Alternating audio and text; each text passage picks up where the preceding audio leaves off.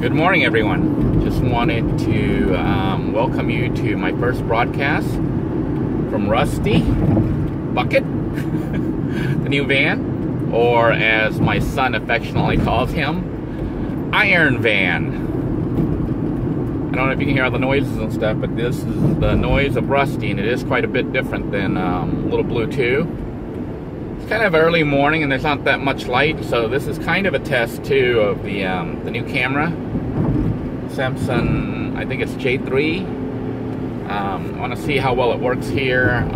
It is kind of low light because the sun's not up, and the reason it's not up yet is I'm leaving for work early. Heading off to work early because I wanted to make sure I had plenty of time to get to work, because I will not be able to drive at full speed. At least I don't think so. Rusty, the new van here, as you can see, runs but has issues. It appears to be, it's a 2001 Chrysler Voyager, which is somewhat the order. Appears to be running, okay, and running okay, except for the fact that it's stuck in limp mode. And what that means is the vehicle doesn't want to kick out of, I think it's second gear. So I'm having to drive in second gear, which is why you're hearing the whining. That is the engine pushing it. I'm at, this actually might be doable. I'm at 4,000 RPM, which is not the best. It's supposed to be, I think normal when you're driving and stuff, should be about 2,000 RPM, maybe 2,500 RPM at the most. I'm currently pulling 4,000 RPM. I'm gauging my speed because the speedometer doesn't work, just by looking at where my vehicle is relative to the other vehicles. And it looks like I may be able to do this. What I didn't want to do was redline the engine and blow the motor. But I'm actually able to drive out here on US 1. I'm on US 1 right now. And it's running at 4,000 RPM, which is twice as fast as it should be, which means my gas consumption is going to be really bad. But I'm able to do the speed on, which is roughly between 35 to 50. I haven't hit 50 yet on Highway US 1. And that means I can at least get back and forth to work, which is the reason I bought this van. Some of you might be wondering why I would have bought a van that has issues instead of trying to get one that doesn't have issues. Well, the fact of the matter is, Lil Blue II wasn't starting anymore. She would click and then not start, and then sometimes she would start. And the problem with that is it was intermittent, and you don't know exactly when it would start and when it wouldn't start. And that becomes a safety issue, especially when she was cutting out. The engine was shutting down literally while I'm on the interstate. Not the interstate, but the highway, like US 1 or something. Especially at the lights, it would slow down. I had to put it in neutral, and I was driving it almost like a stick shift. So, to keep the idle going before it conked out. Because when it conked out, the car might not start. And then I'm stuck in traffic holding everybody up with a car that won't crank up. So the decision was made pretty much Thursday, Friday is when I was starting to look at getting another vehicle, and I ended up getting it on Saturday, I think, Saturday evening. But I had to get a vehicle that I could pay cash for because that's all I have. And I just got paid Friday, and had a little bit of cash scattered through some different accounts, and I had to pull all of that cash out to try to come up with enough money to pay for this van. And I bought the van for under $500, so it's all I could afford. And other than that, shift second here, do reverse and neutral, it just doesn't want to go faster, which means there's either a sensor issue or the transmission. I went ahead and bought it because it actually does run better than Lil Blue II, which doesn't run. People say, well, why would you buy a bad van? Well, you could look at it that way and say, I threw my money away on a bad van, or you can look at it the way I'm looking at it, which is this. For under $500, about right now, my wife was able to talk the guy down, believe it or not. He wanted $550. I was going to offer him $500. My wife offered him $400, and he ended up settling on $440. So we got the van really, really cheap. I think scrap value is probably what, $150 to $300 on it.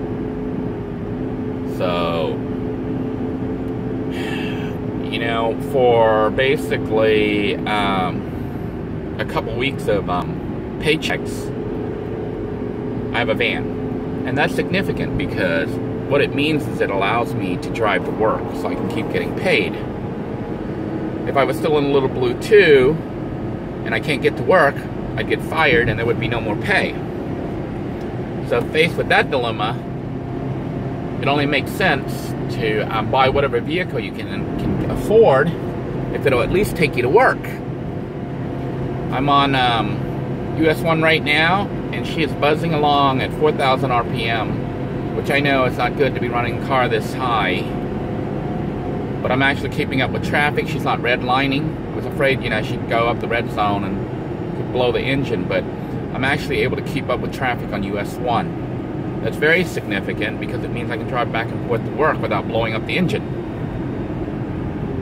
Now, if I am able to keep her running for at least 2 weeks or so, I've already made up for her cost, you know, what it costs to purchase her. And then anything beyond 2 weeks, I'm now earning money from her. She's carrying me to work back and forth. And I can run around town versus before, I wasn't even able to go anywhere because the vehicle was dead.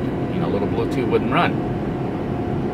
So that's why I made what might have seemed initially as a foolish expenditure. When you only have about $400 or $500 to spend on a vehicle, you know you're not going to get something that's in pristine shape. It's going to need some work. I had tried replacing the what's called the outtake, I think the output sensor on the transmission, I think, and that didn't solve the problem. That cost me about $28 from Advanced Auto Parts, and I might be willing to try the intake sensor, which is about another $25 or so, $25. But that's about it. I don't want to spend too much money on this. This vehicle, if it lasts me, you know, two weeks, it's paid for itself. If it lasts me 6 months, which is what I hope it does, it's buying me a lot of time, possibly enough time to get Lil Blue II repaired or buy another vehicle. Well, regardless, Lil Blue II is getting repaired. I made a promise to Charles, who is kind of the guardian of Lil Blue II. You know, he's sending me parts and whatnot to try to get Blue fixed. And Blue is as important to him as it is to me. She is, rather, to me. Because without her, I don't think I would even be here. You know, Lil Blue II kept me alive for over a year. So she's more than just a car. She's almost like an entity, a living being almost. And took us on all our adventures out to the compound and everywhere else. Wow, my hair is so funky. I think, what is this called? Sleepyhead hair? Anyhow, some pluses, okay. Obviously, I cannot go full speed in this van. But see, it's starting right up. I'm not having to manually shift it. I just have to drive based on the RPMs, the tachometer, I guess is what it's called. And judging my speed by looking at the cars around me, and I know it's going to use more gas than normal. But at least I'm in traffic. I'm not worried about the car not running. It accelerates really fast. And there's a bonus to this vehicle.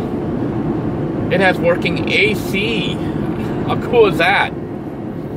So I was joking with my wife, and I was like, you know, some people might think it's bad to get a car that doesn't go so fast, but now I just have to look like an old man driving this car, and everyone will ignore me. And not only that, it has working air conditioning. It's like ice cold in here right now. So even though I'm going really slow, I can't go fast. I probably can't go much faster than 45, 50 miles an hour.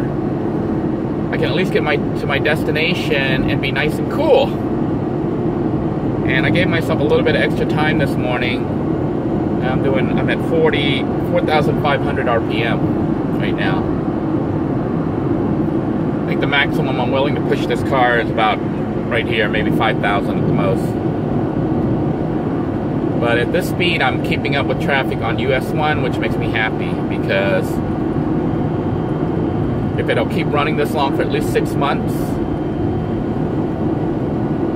I will have enough time, hopefully, to get things reset in my life and stabilize the situation more than what it's been for the last year and a half.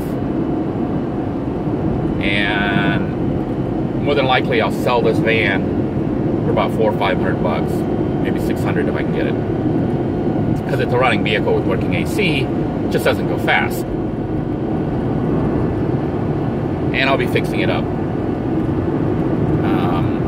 Hopefully I'll be able to give you a complete tour maybe sometime within the next day or two. It is, like I said, a 2001 Chrysler Voyager, which it turns out is like the Caravan. So it looks a lot like Lil Blue II, just smaller. And it's got some luxuries like the air conditioning. It's got the back vents are power. This van could be converted into a camper. It'll just be about 1.5 feet shorter than the other one. But I'm not going to bother doing that. I am going to leave it as a regular minivan to transport the family. And the seats can be removed so that I can transport items for the house. Speaking of which, I guess apparently some people were able to assemble, either from one video or several videos, where Walter's house is. I would appreciate if you would email me at denoy.debor@gmail.com. The email address again is denoy.debor@gmail.com, and send me the video log or whatever, the video numbers, so that I know which ones they are, so I can either edit them or remove those videos. For security reason, because as you know, I have psycho stalkers on this channel who are have basically threatened my family. So I would appreciate you not blurting out the address if you know it. There are people who do know it, and they're sending me things because I trust them. So the address isn't like big secret, other than I don't want the psychos showing up at my doorstep, and that's the reason for the secrecy. Otherwise, I could care less that people know where I live. But after receiving direct threats from those people, I have to take these precautions and try not to readily make my address known, and I hope you understand that. And that's also the reason my children, don't appear in the videos anymore. And one of the reasons my wife is, even more shy about appearing on the videos. It has to do with all these cyber stalkers, and they are like, they've made some direct threats and stuff like that. So I think most people don't realize how bad the situation is, other than, if you have your own YouTube channel and then you start to see how they behave. They just have nothing better to do. So if you were able to somehow put together the address, which one of the viewers did, I had to remove a certain video because of that, and I may re-edit it. I'm trying to figure out if it was just from one video or several videos. I tried to be, somewhat, what's it called, careful. But the problem is this: if I'm doing like broadcasting and stuff from on location and trying to keep you guys up to date and whatnot, I don't really have time to go through all the videos and make them super secure, other than broadcasting from a set location, like maybe inside the car, or setting up Lil Blue II or the studio, my bedroom or whatever, and making it a spot and not moving around, which some of you might prefer. If you like the talking head, maybe I'll just do that and have Studio Gray right now, or Studio Rusty, or Iron Van. So we're at a not working light, and I was going to let the other cars go, but I guess they didn't want to go. We can go. US 1, believe it or not, is still having issues. Some lights are still out, and there are still people without power in Brevard County. We are more than a week into it now. We're about at day 7 or 8. I know some of you getting tired of the broadcasting about the hurricane, so I'm gonna not really do too much updates on the hurricane other than let you know that the situation. I don't know if you can see all the cars behind me here in the camera. It's backed up, but things are returning to normal. I haven't really become normal yet, other than I did have my children for visitation this weekend, so they got to hang out with me. Sadly, we didn't do anything because I had to get the van, and then once I got the van, I spent the weekend trying to fix this van. My first real attempt at being a mechanic and diagnosis and repairing, it did not work. Don't know if I'm gonna put that video up or not because the repair didn't work, and I'm driving a car that's still got issues. If I was able to get the transmission working correctly, this car at under $500 is a bargain. Runs great, has air conditioning. The only problem is cosmetics. You know, the body's totally rusty, and that's how we get the name Rusty Bucket. So I appreciate you for tuning in, and for the viewers who have somehow managed to figure out where Walter's house is, please contact me directly, and we'll remove and re-edit those videos or drop them if they're not that significant. I appreciate you not sharing that information because it is private information, just to keep the crazies from showing up at my doorstep. The other thing is, now that we're caught up, you'll obviously notice possibly less uploads, just because I don't have a backlog again. I've been trying to put videos up within 1 or 2 days of shooting. If everything goes smoothly, you're actually going to see this video later today once I get off work and have an opportunity to upload it from the house. What that means is 1 or 2 videos, maybe 3 videos a day if I'm able to film. Or it might even drop down to 1 every couple days or a week. Get out of here, there's a big huge pile of cars here on the road. You'll see them coming behind me here. See all those cars? It's backed up because of the light here. But,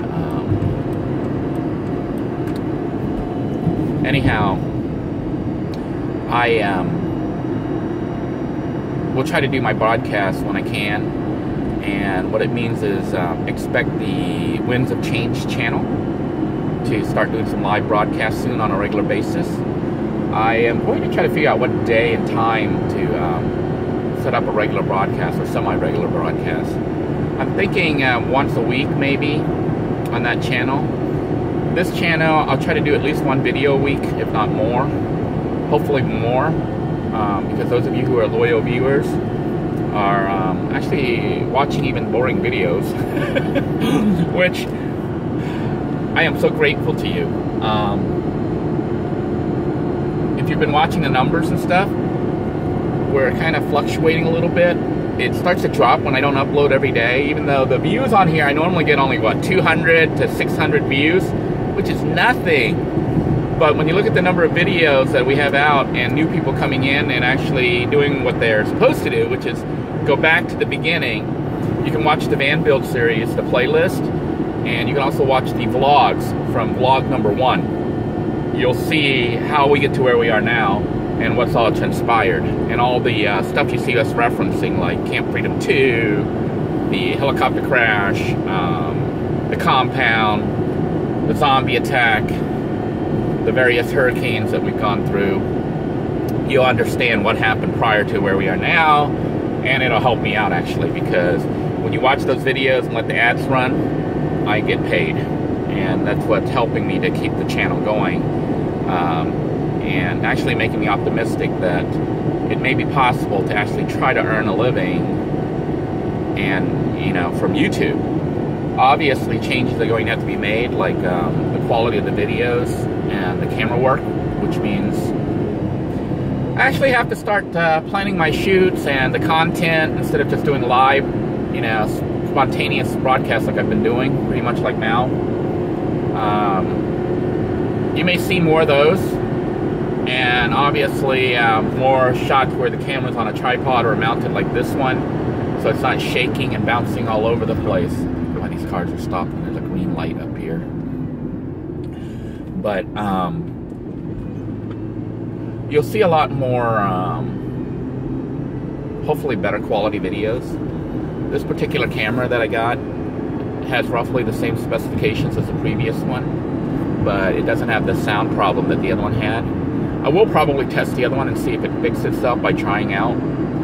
What had happened was I took it out to film an episode in the hurricane and it got wet. So that camera right now is like a backup camera. I may try to set it up, and if it works, maybe do a dual broadcast from, just to test it out. I'll do a live broadcast from Winds of Change as well as living in a van. Now, obviously, I'm not living in a van right now. I'm living in a house. Grateful for Walter for basically loaning me his house. You know, he's made the rent very affordable for me to the point where I actually could pay for internet, which will help with broadcasting and stuff, and pay for everything I need to pay for, like the utilities, as well as maybe look for better work. You know, get myself back on my feet here. I can't believe the journey's taken this long. And it took the kindness of strangers, literally, helping me along the way. So those of you who have offered encouragements, and those of you who even reached out and helped, you know who you are. You've really made a difference.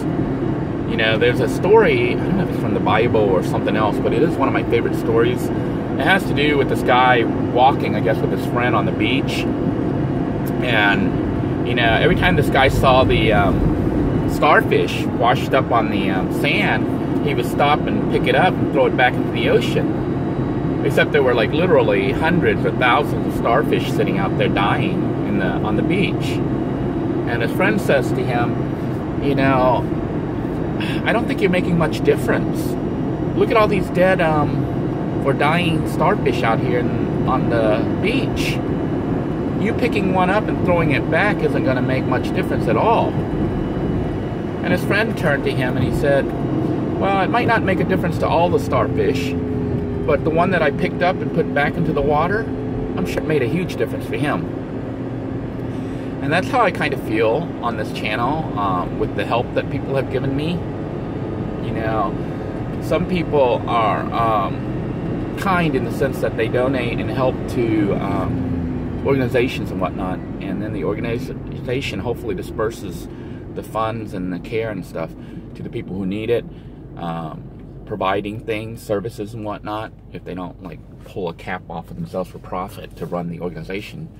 But those of you who contribute to patrons accounts and stuff like that, to the YouTubers and other, I guess, producers or artists or whatever, developers who produce content that you like, you are directly helping that person, making it possible for them, like someone like me who didn't even conceive becoming a YouTuber, to now realize that maybe after everything that has happened with my life, this may become my new job. And I do appreciate those of you who remind me constantly how bad the camera work is, and the quality of the videos, and how I'm hurting myself. Yes, you are absolutely 100% correct. But if you've watched the series and what has happened and why it ended up being the way it was, you know, I hope you can understand that when you don't have anything to work with, you work with what you have. And that's what has happened. Now that things are stabilizing, because of basically you guys, I basically owe everything to the viewers on this channel who have really, you guys just amaze me at how much you care. You know, I see people defending me on here. I consider you friends because you behave like friends. You don't behave just like somebody passively watching a channel. I feel connected to the viewers. You know, I've been very candid with my life, a lot more so than I had wanted to be, but the situation developed the way it did, and the channel developed the way it did. I've only had to pull back recently because as the channel grew, there's been a lot more trolls and just potentially unstable viewers, you know, so I've had to somewhat protect myself. and my family. So I am sorry, you know, that I have to be a little bit more disconnected than I was previously, and I just hope you understand that. Now, as far as where we're heading with the channel, I do plan on doing van stuff, so you're going to see some changes to this van. Like I have brought my backup inverter here, so this is going to be installed inside this van, or outside this van, for portable power, because I plan on taking the family, now that I see that it runs on US1, once I see that it's reliable enough to take back and forth to work every day for at least a week or so, I will be taking my family on some trips and stuff, as long as we can take little side roads like this, where I don't have to go faster than 50 miles an hour. Even the gas might be a little bit more expensive.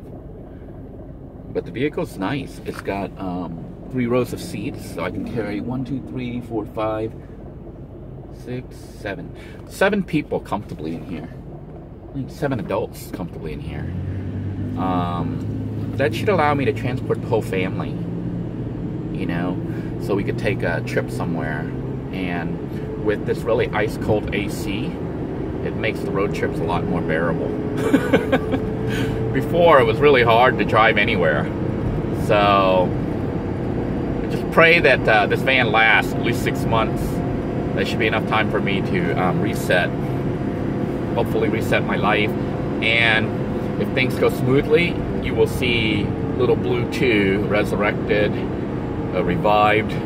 Thank you to Charles and everybody who has encouraged me to keep her going and repair her, despite, you know, like, we got to keep it within limits, because to spend more than a couple $100s to fix that vehicle, or even this one, is ridiculous. I bought this vehicle for under $500. You can see that if you shop around and get a little bit lucky, you can get a running vehicle to get yourself to work. I mean, in a crisis situation, I could live in this van. So I might do a quick mock-up to show you what can be done, even though I don't plan on living in it. Lil Blue II was just the same van, basically, but a foot and a half longer. What we did in this one, live in here, and pretty much have all the amenities of Lil Blue II, in addition to air conditioning, which makes it really nice. And despite its the speedometer and the gear shift indicator not working correctly, this van runs better. It runs. Alright, I'm almost at my destination. The video's going on forever. I'm going to go ahead and pause it so that we can actually upload this video later. If time permits, I may do a second video. I do have the other one I need to upload that try to show you my repair efforts attempt, and just the hard time I had even getting components, getting parts out. I don't have the correct tools, and I don't know what I'm doing. It's like somebody who doesn't know what they're doing. Trying to do an actual repair to a vehicle. Well, thank you all for tuning in. I hope your day is going well. I want to thank you all for your prayers and your kind thoughts and well wishes and your suggestions. And those of you who have been following Tiny, pray for her and her babies. I plan on going back there sometime over the next couple days to try to check again to see if she's there and all right, because, you know, that does make me really sad that she's not coming when I call her. My wife thinks she's still there, maybe with the babies. My kids and I are really worried because the water line was so high. It was about a foot, what, 2 feet, 2.5 feet high up off the ground in that area. So that meant the whole area was submerged. But squirrels can stay up in the tree. It's just if she falls into the water, you know. But I want to leave on a sad note. I guess we'll leave with something positive. Okay, here's what we'll do.